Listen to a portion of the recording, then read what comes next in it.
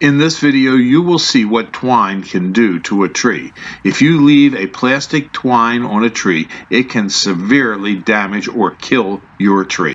Sometimes in a large nursery such as ours, a tree gets left tied up in the field, and after a few years it's damaged. And in this video I'm going to show you the damage from nylon twine that is left on a tree and what happens to the tree long term with this nylon left in place. Well, this is a piece of wood that we split open, and one of the things that we split open is because this oddity that's right here, and this is a piece of twine that our guys used to tie up the tree with, but they never untied it, or we never dug the tree. It was in the field, so they never untied this portion of it. And it's a really good reason of why you need to untie this when you're planting. It's not so much that every time it's going to kill the tree, but since this is plastic, this plastic doesn't degrade and it girdles the tree. So if you ever have a tree that you buy and then you use nylon, you need to take the nylon off. We switched to all sisal twine just because of this, so that when we put the sisal twine on, it decomposes and rots off the tree, whereas this nylon will never do that. And this is a really good example of what it can do to a tree and how it can hurt it. One of the things we'll take a look at is that there's a little bit of vine growing right here. And where the vine was growing, the nylon didn't get to cut into the tree. And where you look at it from top here, the ring is really big, real nice big heavy growth increment. It's doing well on this side of the tree.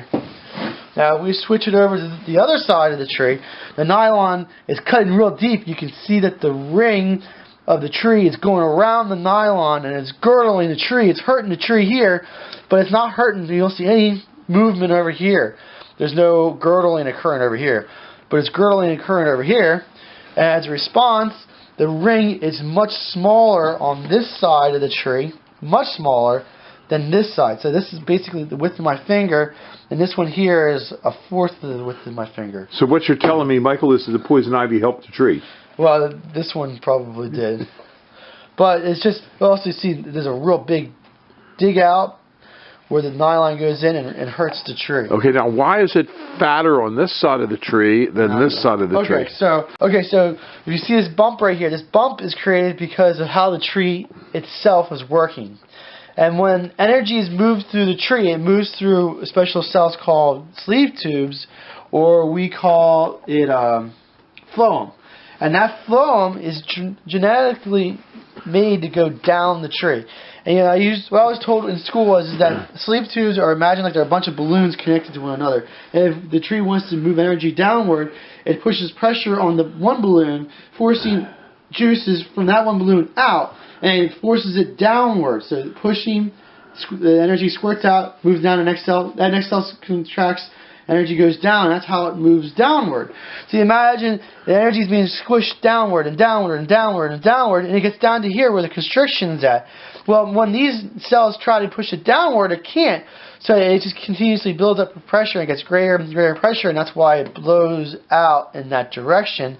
And then underneath of it, there's not energy getting there, so the energy is usually smaller. So that's why right above a girdle mark, you'll see there's big, thick hunks of wood, then where the girdle mark is, and then below it, there's less cells, less hunks of wood there. That's how you know that this is the top part and this is the bottom part to it. So just knowing a little bit of it, you can see the damage that this can occur to a tree. I was told, and I believe it, that if you do have nylon in the tree, that the tree will not be able to grow around and envelop it. I believe that. And I believe that it will always be a weak point on the tree wherever you keep nylon or any type of plastic into the tree. Now, saying that, if you ever use bare wire, on the other hand, has completely different properties in that the tree can compartmentalize, that the tree can grow around it, and the tree can live through it. A good example of that is if you see barbed wire there and the other ones are trees and old wood lines from farmers, the tree can grow completely around that barbed wire and not have a problem. And that's some of the reasons why if you have a brand new tree that was just dug and you plant it into the ground, it's okay to leave the wire cage on. You just have to make sure that the wire cage is not sticking up out of the ground. when the roots come in contact with it, the roots will be able to envelop it. But if you get a new tree and it has nylon on it or has any type of plastic on it, the tree won't be able to grow through that. The tree will be affected like that, and the tree, in my opinion, will die. All right, well, thank you very much, Mike. And do we use nylon at Highland Hill Farm? No, we got rid of nylon just because of instances like this. You can't take that risk. We use Cecil twine, which is a twine made from grass, and it's rolled up, and that's what we like to use because it biodegrades, breaks apart. The tree's hydraulic pressure can also break that twine, whereas a tree hydraulic pressure won't be able to break that.